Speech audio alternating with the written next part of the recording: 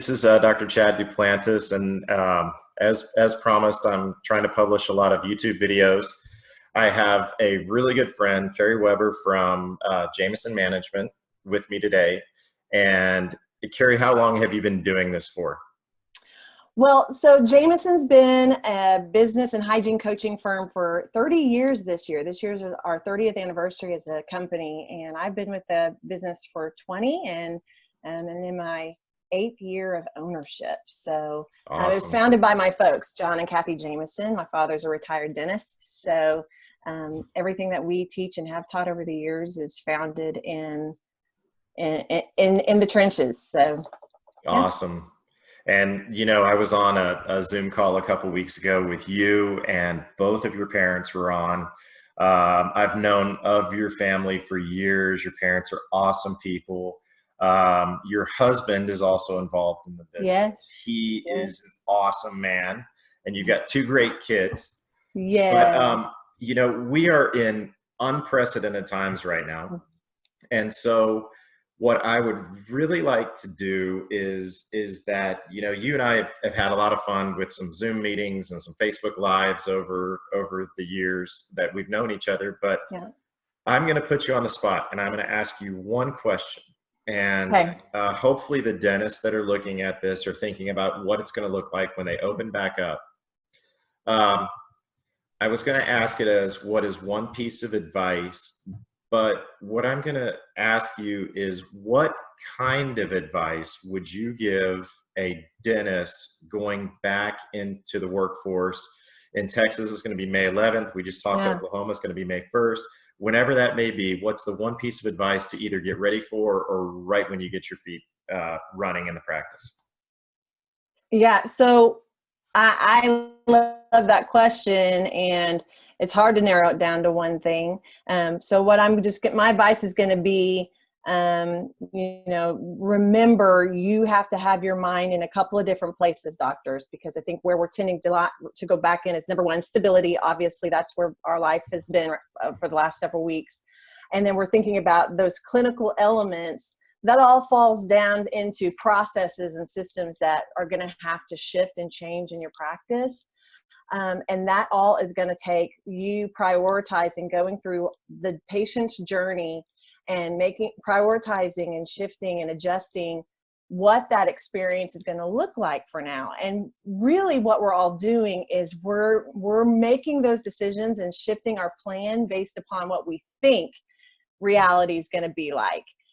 So what I'm going to tell you is, remember to make and prioritize time to communicate to the patients who may be uncertain and unclear when their journey is going to look different, and to keep them at ease, and to give yourself those opportunities to take the best possible care of them and help you be as productive as you can be. But then also time to communicate with your team. Everybody's talking about communicating with them now, but I'm going to tell you to prioritize time through that reentry to make sure you're communicating and checking in constantly, daily.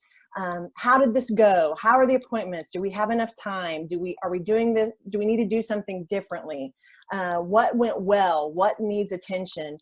Because I think it's going to be a very adaptive phase for a little bit. Until we determine what right looks like moving forward, at least for the foreseeable future. So really making sure that you're not only allotting the right amount of time for those patient journeys and for communication with the patients throughout that, but that you're allotting time to communicate with your team, because it's going to be a very uncertain and stressful few weeks. Because it's all going to be so different. I mean, there's going to be some things that are still the same, but the things that change is hard and uncertain and can be wonky sometimes. So we've got to make sure, I think the teams that are going to do this the best are the teams that stay connected and work through this together.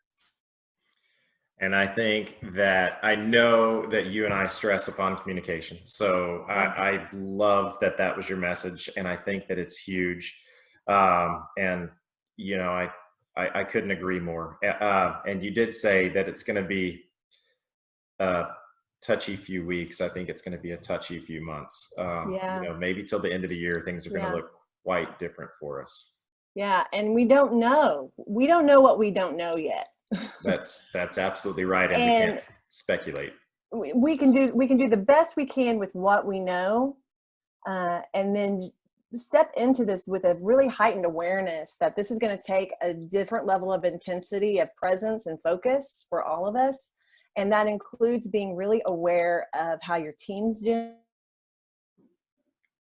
And you stalled out on me. Doing, how your page Oh, there we taking go. time to give, oh shoot, do you hear me?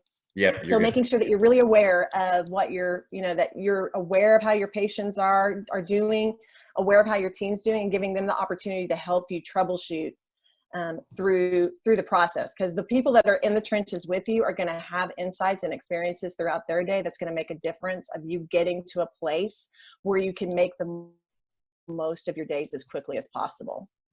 Awesome. That's awesome advice, and thank you for sharing it with us. I do have another question. I don't know that I mentioned before where Carrie and Jess live, but they live in Oklahoma City. So my next question for you is, Uh-oh. Carol Baskin. Do you happen to know who that Ah, is? please. Did she do it? Let's just put it this way. We we don't have to watch the documentary. Yeah. We don't need to watch it. We know exactly where that place is, and I'm just going to leave it at that. Who am Yeah. I to mess up all the speculation and conspiracy? It's not my job. So the reference for those of you that don't know was to Tiger King, the new Netflix documentary, and I believe Carrie told me that her dad's practice was in Wynnewood. Is that how they say it? Which is Wynnewood, where Oklahoma, the Joe Tiger's home, exotic tiger park is. So home of I it. just had to know, and I do believe that Carol Baskin did have a previous murder. So based on watching it, but Who's to say? Who's to say? so, Carrie, in closing, I want to ask you: would you share maybe your website to where people could get some more information on your services and how they get in contact with you? Yes, thanks. If you go to jmsn.com, that's where you can find out more about our company, as well as get access to a complimentary coronavirus resource page that we've created with a ton of content and information right now. We've also just recently launched an online learning platform, which is grow.jmsn.com. And we are, as we speak, adding and adding and adding content that at this time is complimentary to anyone that chooses to go through it. So I invite you to visit any of those places. Awesome. And afterwards, I'll put a link to their page on this video. But I just want to thank Carrie. And one of the places that we're going to post this is on our Dental CE page. So I just want everybody to remember what Carrie told you about their two websites and get some information, because they're good people. Thanks, Yeah, Carrie. and thank you. Thanks for having me, Dr. Pujiplanis. You Best of bet. luck. We'll see you soon.